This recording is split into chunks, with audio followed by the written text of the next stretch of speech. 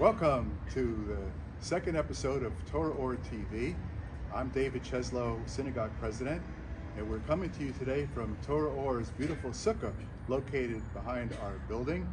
Sukkah is a beautiful time to be in Florida. We're all enjoying the holiday together, and today we get a chance to share some ideas with you, interview some of our prominent people.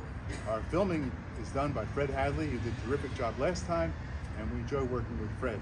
My co-host today is Hilda Merwis, Sisterhood Co-President. Thank you. Well, he told you who I am. My name is Hilda Merwis, and I wish everyone a Chag Sameach. I want to introduce our two speakers today. Sarah Lazarus, a lifetime member of Sisterhood, and of course, an active member of our Torah Ohr synagogue, and of course, Rabbi Green, who has been one of the staunch supporters of our education program. And I'm going to be interviewing him so that he can tell us a little bit about all the wonderful things our shul is doing with regard to education. Sarah, what is Volunteers on Standby? Volunteers on Standby is a group that we have on WhatsApp, which gives members of the synagogue the opportunity to help out the synagogue and other members with certain tasks. Now, it should be familiar to you because it was your idea. We started it around this time. It's unique, isn't it? I don't think that anybody else does something like this. I don't think anyone else does anything like this, and we certainly never had it in all the years of Torah Ohr before. And the thing that's so unique about it is that it's people put a task on the WhatsApp app, and then the people who are in the group can then look and see, oh, is this something I can do? Can I be of help? And sad to say, there are many people who would like to be of help, but they're never asked. And this is a way that without committing yourself to doing anything, you can see, is there something I want to do? How could I join such a group? Well, I'm so glad you asked that. So, this is what you have to do. You have to have a cell phone, and you have to get the WhatsApp app. Then you have to send me an email with your phone number, and I will put you in my contacts. And then you have to put me in your contacts. So how do you send me an email? My email address is Sarah with an H at lazari.com. And my phone number is 410-499-2818. And once that's done, when you open up WhatsApp, you'll see that you have a group, and it's called Volunteers on Standby. So what happens if I see a task that's put out there and I want to volunteer to do that task? How do I do that? Generally, all you have to do is respond, because the person who's put the task on is a member of the group as well. And so they'll see that you've responded, and they'll get in touch with you. Sometimes what happens is, obviously not everybody has a cell phone. That's a smartphone. Hopefully everyone has a cell phone, but not everybody has a smartphone. And so if they can't get WhatsApp, then we include a phone number. And then I just have to say, even though it's been here a year, we're kind of trying to work out the kinks. The best thing to do is to respond, I can do that. And even if you're going to call the person on your own, let the group know that you've taken it up, because that will prevent someone else from calling them. The other thing is that it's wonderful to see people responding. because when you see people responding, you say, hey, I could do something like that, and it really is encouragement and reinforcement. What kind of requests do you generally get, sir? Well, the requests vary. There's a group of requests that we've been getting lately that we hadn't gotten initially. Initially, most of the requests were from people in the synagogue because of various projects, like when the new construction in the West Wing was being developed, there was going to be a inauguration. And of course, to get all of the work done for the inauguration, they had about 5 or 6 committees, and the response to those committees was pretty amazing. So it's those kind of things. It could be a need in the office, although we haven't gotten many of them, but it could be a need of at a time when there's a mailing going out or heavy work, or when something needs to be distributed to the membership. That's when extra help is needed beyond our office staff. And I think we're down one, aren't we? We're down one We're temporarily. we're down one temporarily in the office, and with the season coming up, there may be more calls for that.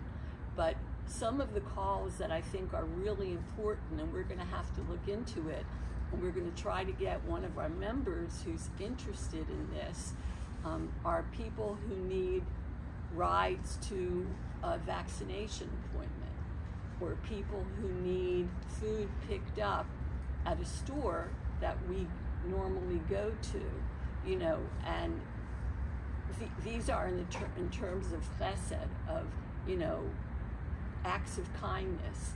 And hopefully we'd like to expand the acts of kindness that we do. Now, the wonderful thing about volunteers on standby is that it's two-way. So if you volunteer and you're part of the group and you have a need, then you can put your need on there and hopefully it will get satisfied.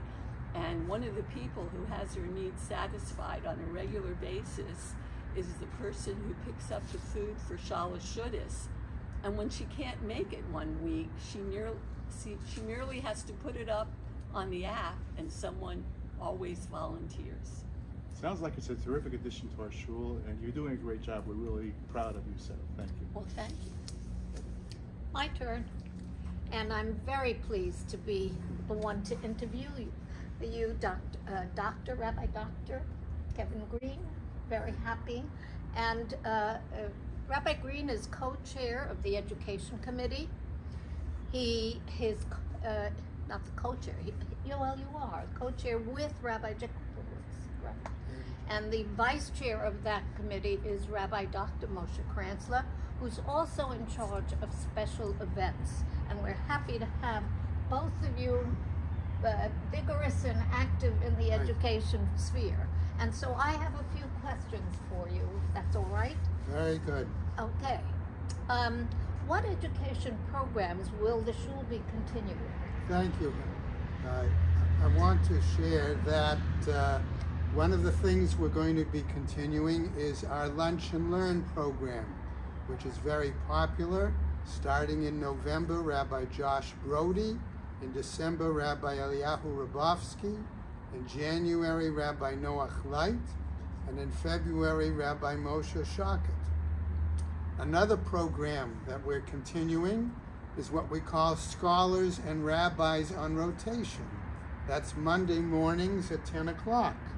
And we're again going to have Professor Harold Rode, Rabbi Dr. Kenneth Chelst, Rabbi David Jacobowitz, who's going to do a special series on Israel by film, and myself as well. During the weekday mornings, we have our regular shiurim, our regular classes. And on Wednesday evenings, again, we're continuing with our Wednesday evening Beit Midrash, but with a slightly different format, in that we'll have not just a single presenter, but a series of presenters, among whom will be Rabbi Yosef Kasorla, Mrs. Amy Horowitz, and Rabbi Moshe Wolvovsky. Our special events, as you indicated, coordinated by Rabbi Dr. Kranzler, includes a Yom Iyun, a study day, which will be based on a film visit to Israel led by Shuli Mishkin, our January scholar in residence, who this year will be Rabbi Menachem Penner, a dean at Yeshiva University, as well as our Siyum Mishnayot, that will be where the speaker will be Rabbi Dr. Schneier Zalman Lehman.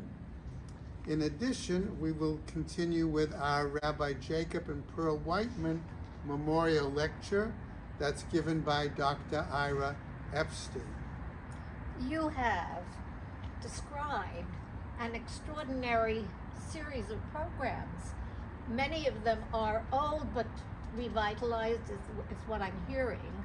Are there any real new events that we can anticipate? Yes, there is, Hilda. We're very pleased that through the aegis of our Marada Asra, Rabbi Yasker, we have been able to secure an Israeli guest speaker, visiting scholar. This year, Rabbi David Stav, who is the founder, one of the founders, and the current director of Sohar, which is an Israeli rabbinic organization of Zionist Orthodox rabbis that seek to sort of bridge the gap between the religiously observant in Israel and the non-observant in Israel. That will be held in February, whereas our regular scholar in residence, Rabbi Penner, will be speaking in January. We also have a unique opportunity this year in that we will be hosting, based on an arrangement with Yad Vashem in Israel, one of the chief curators of Yad Vashem will be coming and presenting a very interesting program as well. We hope to have some additional new lectures this year, but all of these should provide, in addition to our regular shiurim and our regular classes of Bible study and Talmud study, various opportunities for men and women regarding of what their background is to participate in learning opportunities here at Torah Ohr. Now, there's no question that you're encouraging everyone with this video to hear all of these programs and having them come, but is there anything else that you are doing to encourage people, to let them know of all of these extraordinary, I mean, I am so impressed with everything you've identified, not only here, but coming from Israel. It's just amazing. What ways are you reaching out to our community to ensure that they're going to take advantage of these marvelous programs? As in past years, we will have a education and program brochure that will list all of these programs, and some that I haven't mentioned, like our men's club that sponsors a variety of book reviews. Yes. And also I understand that Sisterhood has now begun to engage speakers in programs of an educational nature as well. So the shul is really very active in the area of education and spiritual growth, intellectual growth for all of our members. I am so impressed with what you've identified. It's, you know, you could be breathless just repeating all of them. Any special way besides that booklet? How do we reach out to more of our constituents to join in both these activities, especially this education piece? If besides the booklet, is there anything else that you do? Yes, we're very fortunate that we have an outstanding office staff that sends regular emails to indicate each week what the various offerings are in education, some of which are done on Zoom as well, and they include the Zoom link for those that perhaps aren't able to come to the building, and participate directly, or those who haven't come down yet to take advantage of being, as they're snowbirds, take advantage of the facilities. So all of these things are ways by which we encourage our membership to actively be involved educationally. And those newsletters always say, keep that date, keep the date, mark your date down. Yes. Our Very weekly or good. monthly bulletins. Very right. good. Thank you so much. Thank you. Thank you for everything that you do for our shul. So thank everybody. Thanks, Hilda, for being such an outstanding co-host, and Rabbi Green and Sarah Lazarus. I'm sure that the information you provided will be beneficial to everyone. And certainly a special thanks to Fred Hadley for doing the video. Please join us again next month when our special guest will be Karen Moskowitz and Dave Odolny. So from the Sukkah behind Torah Ohr, we say Chag Sameach. Everybody, Chag Chag Sameach. Sameach. And we'll see you next month.